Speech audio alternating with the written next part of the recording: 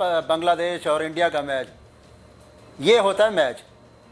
इतने कम टारगेट में इंडिया जैसी स्ट्रांग टीम को, जहाँ पे आपने देखा है रोहित शर्मा और सुमन गिल के दरमियान जो इनिंग रही है, उसकी बैटिंग देखी है।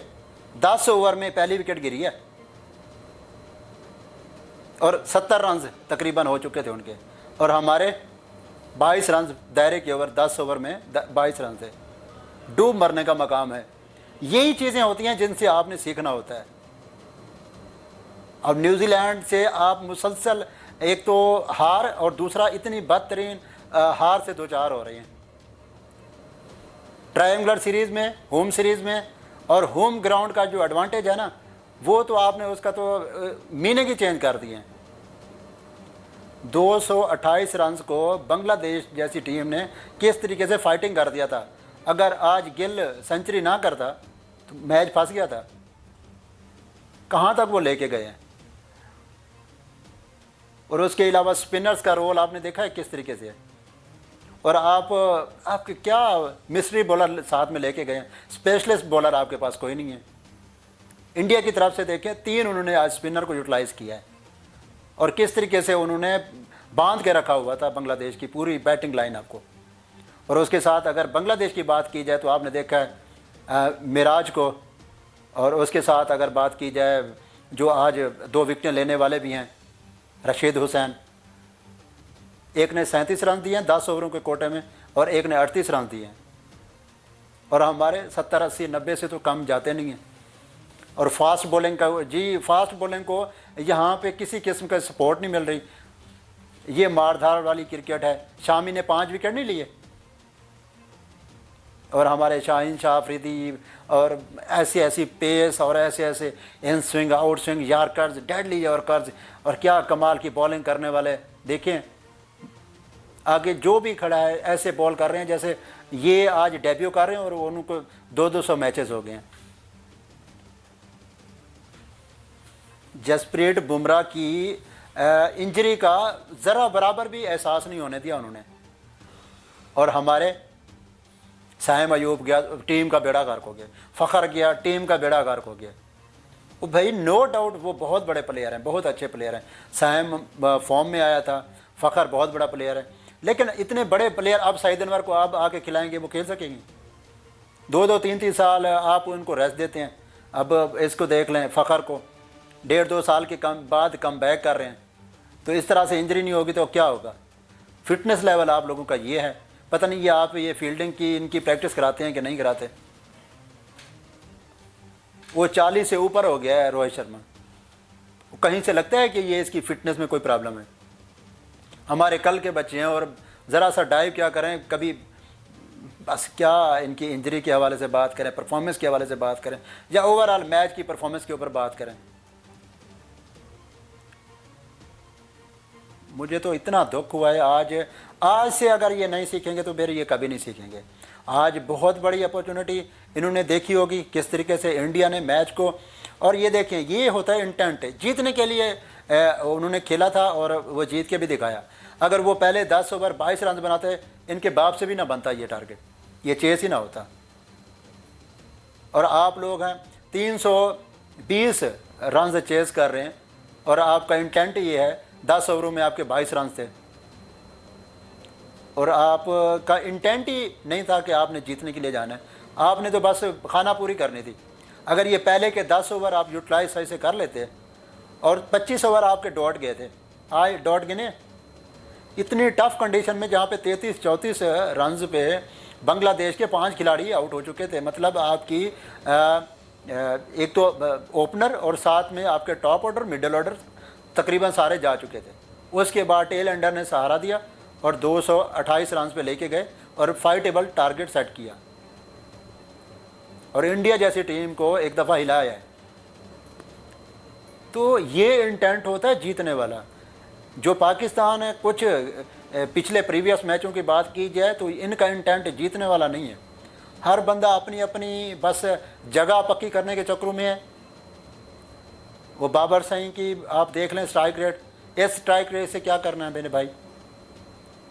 मैं आपको एक बात बताऊं, एक दौर होता था ना जिसमें हम इंडियंस पे ना हंसते थे, इंडियंस टीम पे ना हंसते थे और कहते थे यार ये इतनी बेकार टीम है, इनके ज़्यादातर मैचेस कीनिया से होते हैं, जिम्बाब्वे से होते हैं, छोटी टीमों से होते हैं। और पाकिस्तान की हमेशा ऑस्ट्रेलिया से फ़ाइट कर रहा है, साउथ अफ्रीका से फ़ाइट कर रहा है, इंग्लैंड से फ़ाइट कर रहा है। इस तरह से हमारे फाइटिंग मैच हुआ करते थे और one of the toughest side गिनी जाती थी। और अब वो रिजवान साहब ने अभी प्रेस कॉन्फ्रेंस जो की थी एक आध दिन पहले, तो उसने कहा है कि वो ना ऐसे है, अब पाकिस्तान को ये सूरत हाल से दो चार होते हैं, वो ऑस्ट्रेलिया के साथ खेलें, इंग्लैंड के साथ खेलें, किसी भी बड़ी टीम के साथ खेलें, वही इंटेंट होता है, वही अनप्रेडिक्टेबल क्रिकेट होती है जो आपकी जिम्बाब्वे के साथ होती है। फिर मेरे भाई आपको आप इतना एक्सेप्ट करने पे मजबूर हो गए तो फिर छोड़ दें। आपको जब तक इतनी जजमेंट नहीं हो रही कि ये छोटी टीम है या इनएक्सपीरियंस टीम है तो उनके साथ कैसे खेलना है और स्ट्रॉन्ग टीम के साथ कैसे खेलना है, जब तक आपके जो मेंटोर हैं आपको ये बावर कराने में कामयाब नहीं हुए कि ये स्ट्रॉन्ग टीम है, इसके ये प्लस पॉइंट हैं और ये थोड़ी नई टीम है या इनएक्सपीरियंस टीम है तो इसके ये वीक पॉइंट हैं, इतनी ये इनकी स्ट्रेंथ है, तो इसको इस तरीके से खेलना है, इनको इस तरीके से खेलना है।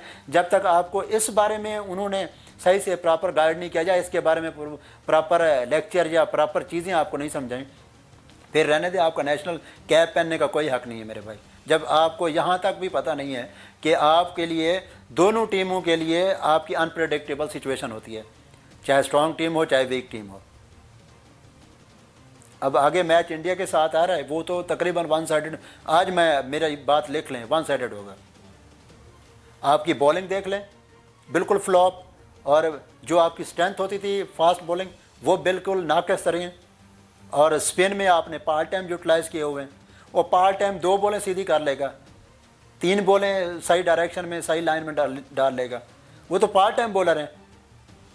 तो वो फिर रन तो पड़ने हैं, रन तो तब भी पड़ेंगे क्योंकि जब आपकी मेन जो बॉलिंग अटैक है वो डर डर के बॉल करा रहे हैं, वो स्टंप्स में बॉल डालते हुए डरते हैं।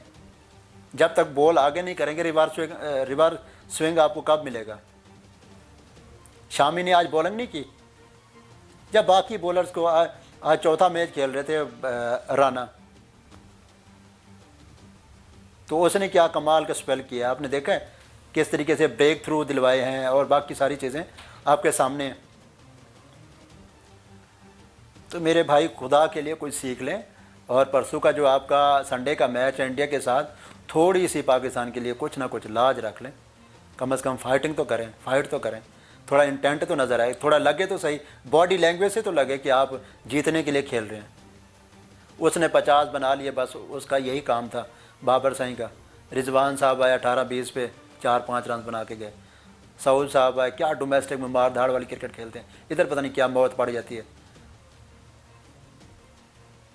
मैं अभी भी इतना मैं कहता हूँ कॉन्फिडेंट हूँ, अगर ये विराट कोहली को, रोहित शर्मा को भी बाहर बिठा देना, अब भी इंडियन साइड इतना स्ट्रॉन्ग है कि वो ऐसे आईसीसी चैम्पियन ट्रॉफी को जीत सकती है।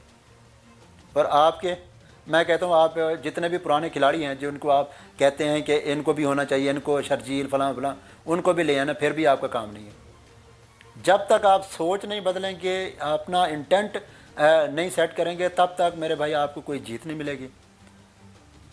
सिर्फ दुआओं पे आपने रखा हुआ है इस टीम को, सिर्फ वो कौम दुआएं करेगी तो तब जाके आप जीतेंगे।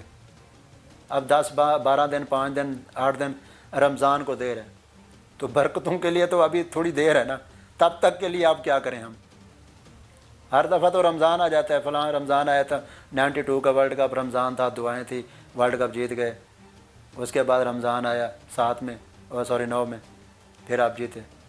अब तो रमज़ान को देर है, फिर तब तक नहीं जीतेंगे। और मेरे भाई जिस चीज़ के लिए आपको सेलेक्ट किया गया है वो चीज़ जाके ग्राउंड में दिखानी है, और खुदारा मुल्क और कौम का नाम इस तरीके से ख़राब नहीं करना। हार जीत गेम का हिस्सा है, लेकिन लड़के तो खेलें। तकरीबन आखिरी बॉल तक लड़े हैं बंगाली, और मज़ा आया एक दफ़ा देखने में ना जी। तो नाज़रीन, ये तो था आज का exclusive analysis, post match analysis India और बांग्लादेश के अगेंस्ट, और मिलते हैं नेक्स्ट व्लॉग के साथ।